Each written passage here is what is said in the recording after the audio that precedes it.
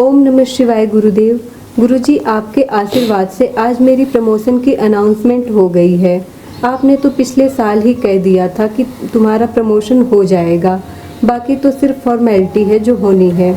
तब ना तो मुझे प्रमोशन टेस्ट से नाम आने की उम्मीद थी, क्योंकि रूल के हिसाब से मेरा इस साल नाम आना ही नहीं था।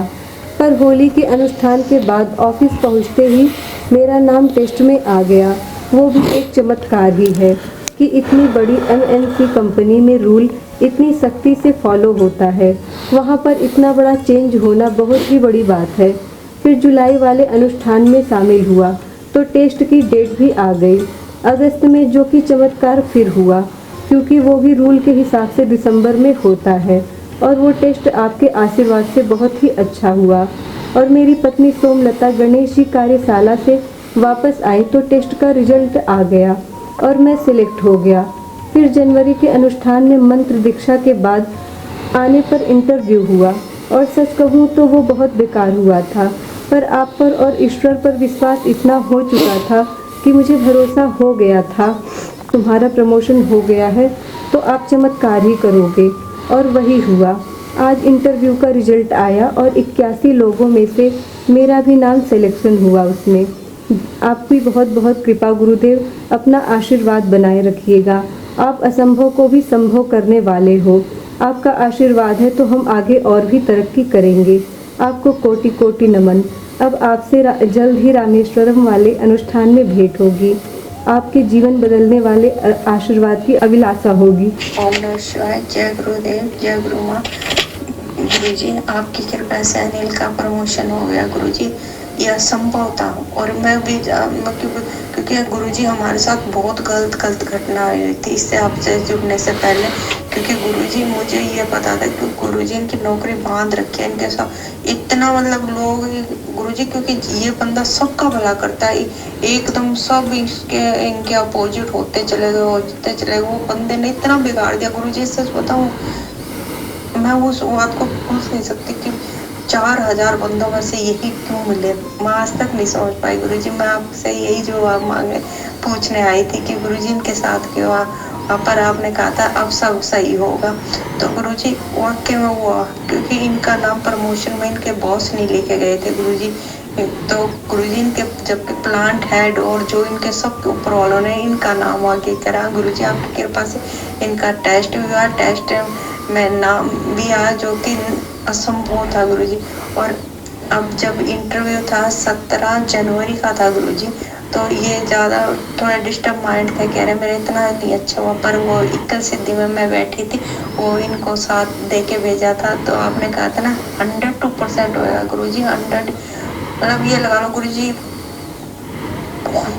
असंभव को संभव कर दिया आपने गुरुजी। बस यही आशीर्वाद चाहती हूँ कि अब मेरा परिवार आगे बढ़ता रहे, धर्म के मार्ग पे भी, उन्नति के मार्ग पे भी गुरुजी। बस हम चारों स्वस्थ रहें, ये आशीर्वाद चाहती हूँ गुरुजी। मैं बहुत ज़्यादा बीमार चल रही हूँ, प्लीज़ गुरुजी आशीर्वाद दो कि मैं ठीक हो जाऊँ।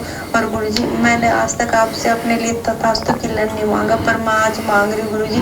ये तथास्तु किलन भी है कि हम चारों आपके हर अनुष्ठान में बैठे गुरुजी। क्योंकि गुरुजी एक तो सबसे पहले कुछ ना कुछ सीखने को मिल रहा है, कुछ करने को मिल रहा है, अपने मार्ग के उन्नति के मार्ग पे, धर्म के मार्ग पर आगे बढ़ने को मिल रहा है गुरुजी। आशीर्वाद जरूर देना, आप अपना आशीर्वाद हम पर सदा बनाए रखना। जय गुरुदेव। खुश रहो अनिल, खुश रहो सोमलता, बहुत बधाई और शुभकामनाएं। जो निश्चय के साथ अपने शुभ कर्मों में लगा रहता है उसको विजयश्री प्राप्त होती ही होती है। अब देखो कितने साल पहले गुरु गोविंद सिंह जी ने कहा कि देही शिवा वर मोही ये शुभ कर्मंत कबो न टरो अरुसो जब जाऊं लरो निश्चय कर अपनी जीत करो। तो भगवान शिव का नाम लेकर के जो चलता है उसकी जीत सुनिश्चित होती है, भले ही कितनी बाधाएं हो, कितनी परेशानियां हो। लेकिन तुम्हारे अंदर भी, ये इसके सोमलता के अंदर, अनिल के अंदर एक बड़ा बदलाव मैंने देखा है पिछले 6-8 महीनों में।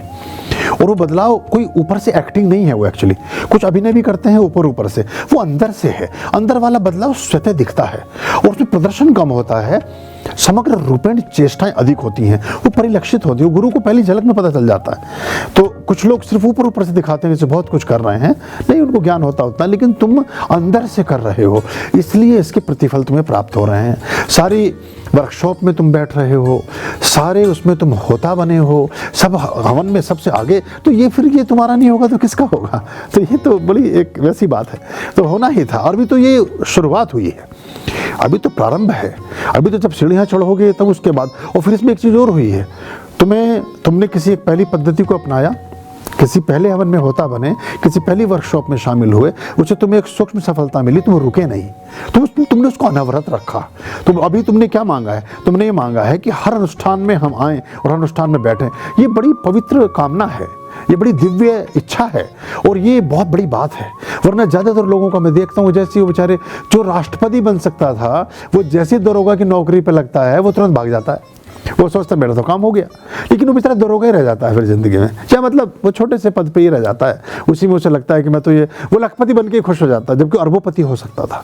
तो ये जो निश्चितता, अनवरतता, मेरे अपने अनुभव में कंटिन्यूटी एक बहुत कठिन टास्क है। कंटिन्यूटी में रहना एक बहुत मुश्किल काम है। कंटिन्यूटी भले पूजा पाठ की हो, भले भक्ति भाव की हो, भले संग साथ की हो, भले भाव की, प्रेम की, संबंध की, किसी की भी जो कंटिन्यूटी है वो बड़ी मुश्किल है। थोड़े दिन तक तो हम करते हैं, फिर उसके बाद हम पृथक होने लगते हैं। तो तुम्हारा जो इसमें अनवरतता है, ये स्वतः ही तथास्तु कीलन को जागृत करती है, क्योंकि जब तक तुम्हारा टॉपअप पूरा भी नहीं होता तुम फिर से उसे अगेन टॉप कर लेते हो। अभी तुम 1 जनवरी में बैठे, अभी तुम फिर उसमें आ रहे हो, बीच में मैंने को रखा होता तो उसमें मुझे ही नजर आते। तो ये जो बात है, ये कई लोगों में मैं देख रहा हूँ, और इन लोगों की थोड़ा बहुत कहीं अगर कोई बाधा परेशानी आएगी भी ना तो बहुत क्षणिक होगी, और फिर उसके बाद जो आयाम मिलेगा और जो सफलता मिलेगी वो बहुत बड़ी होगी। मुझे वो दृश्य याद आ गया जब अनिल से मैंने बात की थी, और वो पिछले साल की बात थी, और वो लगभग इस बात के बारे में आश्वस्त थे कि शायद ये काम हो नहीं सकता है, क्योंकि ये थ्रू प्रॉपर चैनल नहीं है। तो लेकिन अगर सब नीति, नियम और सिद्धांत और व्यवस्था और आपके गणित के हिसाब से सब काम हो, तो हम यहाँ चंदन किस लिए घिस रहे हैं बैठे हुए? हम उसी मर्ज की दवा हैं जो किसी से नहीं सुलझता, हम उसी गुत्थी को सुलझाते हैं जो उलझी पड़ी हो, हम उसी काम के लिए बैठे हैं जो काम अकाम हो, जो हो ना सकता हो। उसी के लिए तो गुरुओं का प्रादुर्भाव हुआ है, उसी के लिए उनकी विद्याएं काम आती हैं। बस इसमें आपकी सचेष्टता, आपकी अनवरतता, कंटिन्यूटी और आपकी हृदय की पवित्रता वो बहुत मायने रखती है।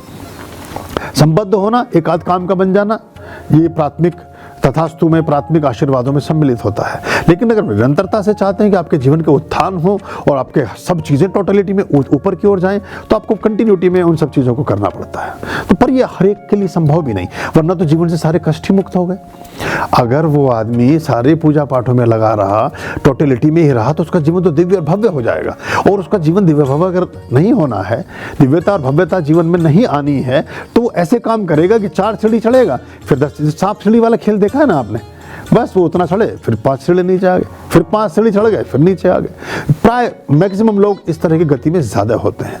लेकिन अगर कोई व्यक्ति अनवरत प्रयासों में रहता है और पूरी शिद्दत और पूरी देखिए, हमने आपको एक छोटी सी बात मुझे याद आती है। अब इसके देखा देखी कुछ शुरू मत कर देना। अब यहाँ एक और समस्या की किसी की तारीफ करो तो सब सोचते हैं कि शायद ये बहुत बड़ी बात हो गई, पर ये जो पहली बार, एक हाथ की ताली है, ये जो पहली बार बजाता है उसकी बजती है, जो नकल देख के बजाता है उसकी नहीं बजती है।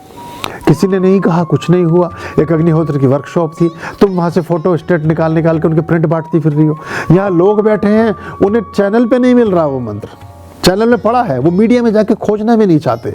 एक बंदी उसे मीडिया में जाके खोज रही है, उससे किसी ने नहीं कहा, हमने भी नहीं कहा, अपने आप उसके मन में विचार आया और छपवा के ले आई। उस जो हमारा अग्निहोत्रम के मंत्र हैं उनके पहले तो उसे खोज के निकाल लिया बिना बताए, फिर उसे प्रिंट ले लिया, फिर उस पर लेमिनेशन भी कराया। 10, 15, 20 रुपए पर एक उस पर खर्च हुए होंगे। 125, वो मतलब वो भी छोटी पुस्तक का ही आपने काम किया, तो 125 × 25 आप काउंट करें, बिना किसी बात के, बिना किसी ने कहे, बिना किसी श्रेय और प्रेय के, और ना उसमें के नाम। जरा सा आदमी काम करता है, उसमें चाहता है कि उसकी बड़ी तारीफ हो, उसके नीचे उसके नाम लिख दिए जाएं। कोई और करता तो पर उसमें 6 जगह लिखता कि सह प्रेम भेंट फलाना, सह प्रेम भेंट। ये मैंने मुर्दाघर में लोगों के नाम लिखे देखे हैं, शमशान घाट में, कि ये शमशान चौकी, इसलिए जो ये नीचे मुर्दा जलाने वाली एक प्लेटफॉर्म है, इस प्लेटफॉर्म को फलाने रत्तीराम बनारसी दास ने बनवाया। ये मुर्गा लाल और मोती राम ने बनवाया। अब ये कोई मतलब वहाँ भी लिखवाना था क्या? वो तो बहुत से तो बच सकते थे आप, तो इतनी छोटी सी चीज़ से भी हम नहीं बच सकते हैं। तो दशरथ कृत शनि स्तोत्र भी छपवा लाई, वो कलर छपवा के लाई, मुझे याद आ गया 125 वो थे। और वो तो ये सब उसका प्रतिफल है एक्चुअली। वो जो तुमने बिना किसी के कहे और करने के बाद भी कोई उसका एहसान नहीं जताया, थोड़ा बहुत कोई कुछ कर देता है तो सारे दिन फिर उसको गाता रहता है, वो एक हमें संताप झेलना पड़ता है। तो इसलिए हम कहते हैं भैया कुछ करो ही नहीं। एक पौधे में आदमी पानी डालता है, 50 बार आके पूछता है मुझसे वो ठीक था, मैंने देख लिया ठीक है। वो फिर पूछेगा भाई सच तो रहने देता भाई, मैं खुद ही डाल देता जाके। अगर मैं इतनी बार तुझे मुझे इसका उत्तर देना है तो बड़ा मुश्किल है काम। तो ये सब ऐसे बीज हैं, अगर ये हमारे अंदर समाहित हो। आप में से मैक्सिमम लोग बहुत अच्छे काम कर रहे हैं और अच्छे कामों में शामिल हो गए हैं, और अगर उसके पीछे श्रेय और प्रेय का इरादा नहीं है, बहुत प्रशंसा नहीं चाहते हैं आप अपनी, बहुत तारीफों में नहीं फंसे हुए हैं, तो आपका सारा कार्य सब वो स्वर्ण अक्षरों में लिखा जाएगा और उसके प्रतिफल भी तुम्हें वैसे ही मिलेंगे। कभी किसी को थोड़ा 2 कदम आगे 2 कदम पीछे पर मिलेगा जरूर। आर्याम अभयाम भज रे चित संततम आर्याम अभयाम भज रे